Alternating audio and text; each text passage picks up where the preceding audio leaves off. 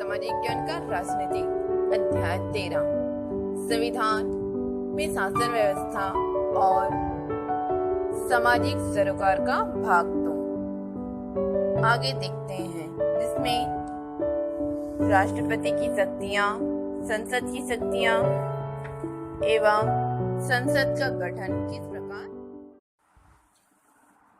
आइए देखते हैं संसद।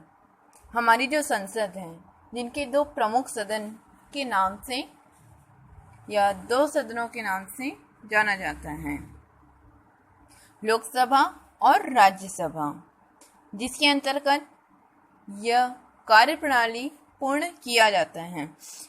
लोकसभा और राज्यसभा जो पूरे देश की व्यवस्था को बनाए रखते हैं। लोकसभा जिसमें सदस्य जो पूरे देश के लोग रहते हैं, उनके द्वारा सीधे चुनकर आते हैं, और राज्यसभा के जो सदस्य रहते हैं, जिसमें मुख्य रूप से प्रांतों के विधायकों द्वारा चुने जाते हैं।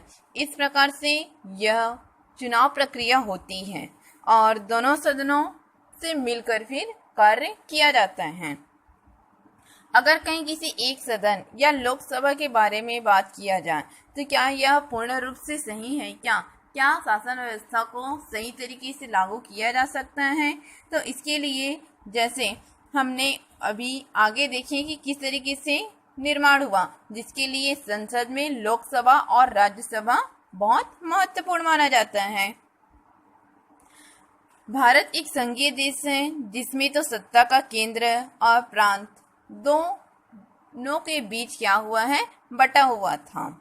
लेकिन संसद जो देश के जो कानून बनाने की सर्वोच्च संस्था या फिर प्रांतीय जो विधायक हैं, उनकी सहभागिता, इस प्रकार के लिए राज्यसभा की आवश्यकता और व्यवस्था होती है। इस कारण दोनों राज्यसभा और लोकसभा की आवश्यकता महत्वपूर्ण मानी जाती है, क्योंकि दोनों सदनों से मिलकर ही क्या होते हैं, अनेक लाभ एवं कार्य जो रहते हैं वह पूर्ण किया जाता है। राज्यसभा के अंतर्गत जो लोग चुने जाते हैं, वह विधायकों द्वारा विशेष रूप से वह चुनाव कर प्रक्रिया वह चुनते हैं या चुना जाता है। और दूसरा यह है कि लोकसभा से जो जीत कर संसद में पहुंचे या पहुंचना संभव नहीं होता, इसके लिए वह राज्यसभा के जो विधायक सदस्यों द्वारा चुनकर क्या करते हैं, भेजे जाते हैं। और इस तरह से संसद में जो व्यक्ति को चुना जाता है, वह एक अनुभवी एवं एक अच्छे विचारक के रूप में हमें मिलते हैं, जो आगे देश की कानून व्यवस्था को बनाने में सहयोग प्रदान करते हैं। कानून से संबंधित विचार विमर्श, जैसे कानून बनाने की प्रक्रिया के बारे में, यह सब विचार विमर्श किया जाता है। फिर उसे संभव कर पारित करना भी अनिवार्य होता है। संसद का गठन, जिसमें राज्यसभा और लोकसभा के सदस्य शामिल हैं। तो सदस्यों की संख्या राज्यसभा के अंतर्गत 250, इनकी जो संख्या रहती है अधिकतम 250, जिसमें प्रांत संघीय शासित प्रदेशों द्वारा जो विधायक निर्वाचित होते हैं वह 238 शामिल किया जाता है। लेकिन राष्ट्रपति द्वारा मनोनीत करने जो बचे 12, उसमें 12 को मनोनीत करते हैं। इस प्रकार से उसमें कुल संख्या 250 मानी जाती है राज्यसभा के अंतर्गत। और इसकी आयु कम से कम 30 वर्ष निश्चित की गई है, कम से कम 30 वर्ष। लोकसभा की जो संख्या होती है, सदस्यों की संख्या 552, जिसमें सीधे चुने जाते हैं 550 सदस्यों को, और राष्ट्रपति द्वारा 2 को मनोनीत किया जाता है। और लोकसभा के लिए उम्मीदवार की जो आयु है वह कम से कम 25 वर्ष निश्चित की गई है। सामान्य रूप से आप दोनों सदन को देखोगे तो इसमें आयु के अनुसार से जो निश्चित आयु है उम्मीदवार की, उसमें अंतर स्पष्ट दिखाई देता है। और अंतर इसलिए रखा गया है क्योंकि जो लोकसभा में प्रत्यक्ष रूप से निर्वाचित प्रतिनिधि जनता के बीच से आते हैं, लेकिन केंद्र में राज्यों को प्रतिनिधित्व देने के लिए राज्यसभा का गठन किया जाता है।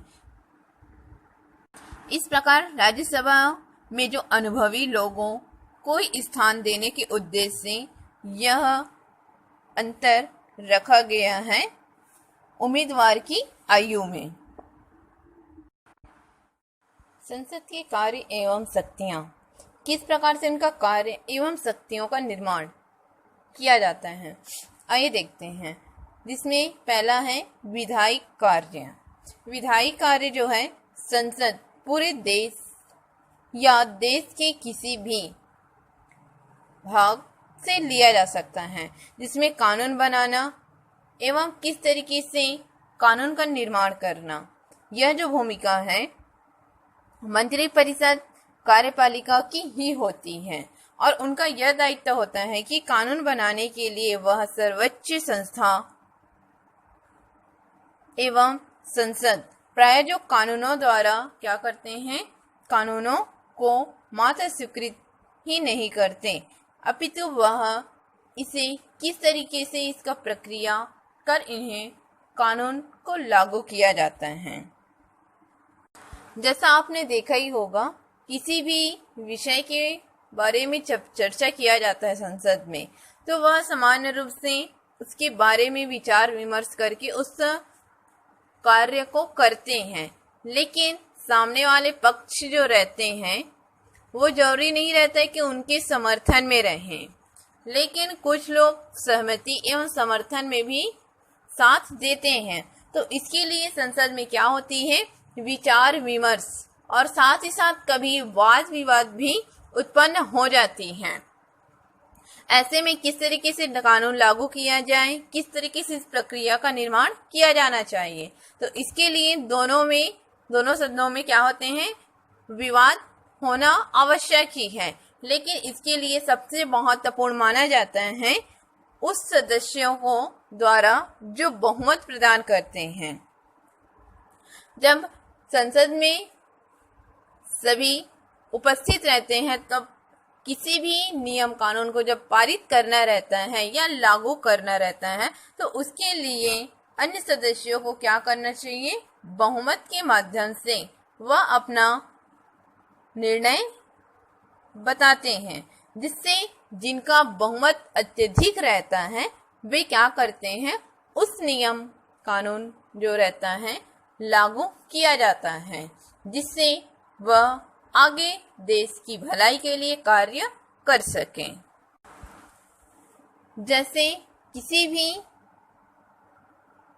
समय अगर पारित किया जाता है तो उसके लिए सबसे महत्वपूर्ण माना जाता है कि राष्ट्रपति के पास उन्हें स्वीकृति के लिए भेजा जाता है, जिससे वह मंत्रिमंडल के पास संसद में बहुमत होने पर वह कानून पारित करते हैं और यह एक निश्चित हो जाता है जिसे क्या करना चाहिए, आगे निर्माण प्रक्रिया में किया जाता है। मंत्री को उस पद से हटाना भी पड़ सकता है और सांसदों या विधायकों को जनप्रतिनिधियों के रूप में क्या करते हैं, प्रभावी एवं निर्भीक रूप से काम करने की शक्ति देती हैं एवं स्वतंत्रता भी रहती है उन लोग के पास। तो इसके लिए किसी भी कानून को पारित करने के लिए उसमें विचार विमर्श कर और सही निर्णय लेने के लिए यह कार्य किया जाता है, जिससे आने वाले समय में कोई गलत निर्णय न लिया जाए। इस कारण दोनों सदनों के सामने क्या करते हैं, यह पारित प्रत्येक सरकार का जो कर वसूली द्वारा रहता है, जिससे खर्च के लिए वह संसाधन का उपयोग करते हैं। लेकिन जब लोकतंत्र में संसद कर लगाने तथा धन के जो उपयोग पर नियंत्रण रखती है, जिससे वह उस व्यवस्था को बनाए रखती है। लेकिन हर साल मंत्रिमंडल की ओर से जो वित्त मंत्री लोकसभा की बजट प्रस्तुत करते हैं, जिसमें साल भर सरकार ने जो खर्च किए हैं और किस तरीके से उसका विकास किया है और इस खर्च के लिए जो लगाए जा रहे करों का प्रस्ताव भी रखना आवश्यक होता है। और लोकसभा इसे केवल उस साल के लिए स्वीकृत करती है जब उसकी स्वीकृति के बाद सरकार लोगों को कर वसूल सकती है, या फिर राजकीय धन का जो व्यय रहता है उससे किया जाता है। बहस का मंच, संसद जो देश के वाद विवाद का सर्वोच्च मंच मानते हैं। आप देखे भी होंगे, अगर किसी भी कानून को लागू करना रहता है तो उसमें अत्यधिक विचार विमर्श कर वाद विवाद भी होता है, और विचार विमर्श करने का यह उद्देश्य रहता है कि किसी प्रकार की कोई गलत निर्णय न लिया जाए। सदस्यों को किसी भी विषय में जब उसके बारे में बताया जाता है तो वह इतनी स्वतंत्रता मिलती है कि उसके बारे में स्वतंत्र रूप से बोल सके और उसके अपने विचार रख सके। इससे संसद राष्ट्र के समक्ष आने वाले किसी एक या हर मुद्दे का विश्लेषण करती है, जिससे किसी प्रकार की कोई भी समस्याएं न हो। संविधान संशोधन संबंधित कार्य, जब संसद के पास संविधान में संशोधन करने की शक्ति भी है, और संसद को दोनों सदनों को क्या रहता है, संवैधानिक शक्तियों का एक समान है, जिससे प्रत्येक संविधान जो संशोधन का संसद दोनों सदनों के द्वारा ही विशेष रूप से बहुमत पारित जरूरी होती है। निर्वाचन संबंधित कार्य, संसद है चुनाव संबंधित कुछ कार्य करती है, और यह भारत के जो राष्ट्रपति के चुनाव में भाग लेती है, और उपराष्ट्रपति का चुनाव भी किया जाता है। अगला है न्यायिक कार्य, जिसमें राष्ट्रपति, उपराष्ट्रपति तथा उच्च न्यायालय के, सर्वोच्च न्यायालय के न्यायाधीशों के पद से हटाने के प्रस्ताव पर विचार करने का कार्य संसद के न्यायिक कार्य के अंतर्गत ही आता है। इस तालिका के माध्यम से आप देख सकते हो कि संसद की कार्य शक्तियां, जिसमें संसद की कार्य शक्ति के अंतर्गत विविध शक्तियां हैं, विविध कार्य हैं, वित्तीय शक्तियां हैं, प्रशासनिक शक्ति और निर्वाचन संबंधित कार्य। जैसे विविध शक्तियां, इसके अंतर्गत में राष्ट्रपति, उपराष्ट्रपति तथा न्यायपालिका के न्यायाधीशों को पद से हटाने संबंधित जांच पड़ताल करना, और आपातकाल में जो है अनुमोदन। अगला दिया है जो विधायी कार्य, जिसमें कानून निर्माण करना, संविधान का संशोधन करना, और अगला दिया है वित्तीय में आता है बजट स्वीकृति करना, और प्रशासनिक शक्ति में है जो कार्यपालिका का नियंत्रण एवं सरकार की नीति तथा कार्यों पर विचार विमर्श कर उनके गुण दोष का विश्लेषण। और अगला दिया है निर्वाचन संबंधित कार्य, जिसमें राष्ट्रपति, उपराष्ट्रपति का निर्वाचन किया जाता है। इस तरीके से संसद की कार्य शक्तियों का निर्माण किया जाता है। 13.1.2 संघीय कार्यपालिका, जिसमें राष्ट्रपति और मंत्रिपरिषद के बारे में देखते हैं। कार्यपालिका के अंतर्गत में हम राष्ट्रपति और जो मंत्रिपरिषद तथा प्रधानमंत्री के बारे में चर्चा करेंगे कि उनकी किस प्रकार से गठन कर निर्माण प्रक्रिया की जाती है। आइए एक तालिका के माध्यम से देखते हैं। इस तालिका में संघीय कार्यपालिका, जिसमें क्रमांक, विषय वस्तु, राष्ट्रपति, उपराष्ट्रपति और प्रधानमंत्री, जिसमें प्रमुख रूप से पहला जो दिया है उसकी न्यूनतम आयु, तो राष्ट्रपति के लिए आयु है जो 35 वर्ष निश्चित की गई है, उपराष्ट्रपति के लिए 35 वर्ष और प्रधानमंत्री के लिए 25 वर्ष।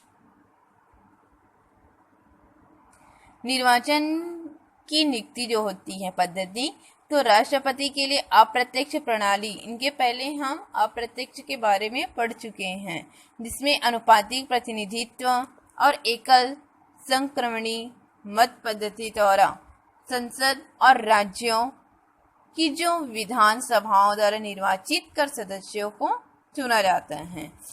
और उपराष्ट्रपति भी अप्रत्यक्ष हैं, जो चुने हुए विधायकों द्वारा अप्रत्यक्ष संसद में शामिल होते हैं। प्रधानमंत्री जिसमें राष्ट्रपति द्वारा लोकसभा में बहुमत प्राप्त होने से प्रधानमंत्री का चुनाव किया जाता है, जिसकी शैक्षिक योग्यता के अंतर्गत यहाँ पे निर्धारित नहीं है। और अन्य योग्यता के अंतर्गत में लिया जाता है लोकसभा का सदस्य होने की योग्यता हो राष्ट्रपति के लिए, उपराष्ट्रपति के लिए राज्यसभा के सदस्य होने की योग्यता होनी चाहिए, और प्रधानमंत्री में लोकसभा की बहुमत समर्थन को आवश्यक माना गया है। शपथ उच्च न्यायालय के जो मुख्य न्यायाधीश द्वारा होता है, और उपराष्ट्रपति के अंतर्गत में राष्ट्रपति के द्वारा होते हैं, और प्रधानमंत्री में जो है वो भी शपथ जो है राष्ट्रपति द्वारा होता है। अगला जो दिया है कार्यकाल, इनका जो कार्यकाल कितने वर्ष का होता है तो वह 5 वर्ष का होता है, राष्ट्रपति भी उपराष्ट्रपति भी। और प्रधानमंत्री में जो लोकसभा की समाप्ति या लोकसभा का विश्वास होने तक हो रहती है, और आने वाले वर्ष में भी अगर विश्वास रहे तो क्या हो सकते हैं, अगले वर्ष के लिए भी निर्वाचित किए जा सकते हैं। अगर किसी कारणवश पद से हटाने की जो प्रक्रिया है, जिसके लिए राष्ट्रपति के द्वारा क्या किया जाता है, महाभियोग, जिसमें जिले संसद के किसी भी सदन द्वारा लगाया जा सकता है या लाया जा सकते हैं। और उपराष्ट्रपति में राज्यसभा के जो तत्कालीन सदस्य के बहुमतों से, जिससे लोकसभा सहमत होनी चाहिए। और प्रधानमंत्री में लोकसभा से जो बहुमत न होने पर राष्ट्रपति द्वारा भी हटाया जा सकता है। इस तरीके से संघीय कार्यपालिका का निर्माण किया जाता है। राष्ट्रपति की शक्तियां किस प्रकार होती हैं और क्या क्या हैं, आइए देखते हैं। जिसमें पहला आता है कार्यपालिका संबंधित। इसके अंतर्गत इनमें 2 महत्वपूर्ण पदों की नियुक्ति होती है। जैसे आप उदाहरण के माध्यम से लिख सकते हो, प्रधानमंत्री, राज्यपाल, महान्यायवादी और CAG इसका पद की नियुक्ति करते हैं। प्रधानमंत्री जी की सलाह पर मंत्रियों की नियुक्ति भी होती है राष्ट्रपति। अगला आता है सैन्य शक्तियाँ, जिसमें यह दिया गया है जैसे तीनों सेनाओं की मुखिया कौन होता है, इसकी नियुक्ति। युद्ध और शांति की घोषणा भी सैन्य शक्ति के द्वारा किया जाता है। न्यायिक शक्तियाँ, इसमें आ जाता है पहला क्षमादान की शक्ति होती है। सर्वोच्च न्यायालय से परामर्श मांगने की भी शक्ति होती है राष्ट्रपति में। अगला दिया है विधायी शक्ति, दोनों सदनों की जो अधिवेशन की बैठक में बुलाते हैं, और बैठक की समाप्ति की घोषणा भी विधायक शक्ति द्वारा होती है। सांसद में की योग्यता का निर्धारण चुनाव आयोग के परामर्श से होता है, और अध्यादेश संस्कारी कानून की स्वीकृति देने की भी शक्ति रखते हैं। वित्तीय शक्तियाँ, इसमें आइए देखते हैं। पहले जैसे दिया है वित्तीय विधेयक और अनुदान को पूर्ण स्वीकृति प्रदान करना, भारत की अकस्मात निधि पर नियंत्रण और वित्तीय आयोग की नियुक्ति, यह वित्तीय शक्तियों के माध्यम से किया जाता है। आपातकालीन शक्तियाँ, राष्ट्रपति यह शक्ति होती है कि आपातकालीन शक्तियों के अंतर्गत अगर युद्ध या बाह्य आक्रमण, शस्त्र विद्रोह से उत्पन्न आपातकाल की घोषणा भी कर सकते हैं। राज्य में राष्ट्रपति की शासन होती है, और वित्तीय आपातकाल की घोषणा के अंतर्गत वह कार्य किया जाता है। इस प्रकार की राष्ट्रपति की शक्तियों का निर्माण किया गया है।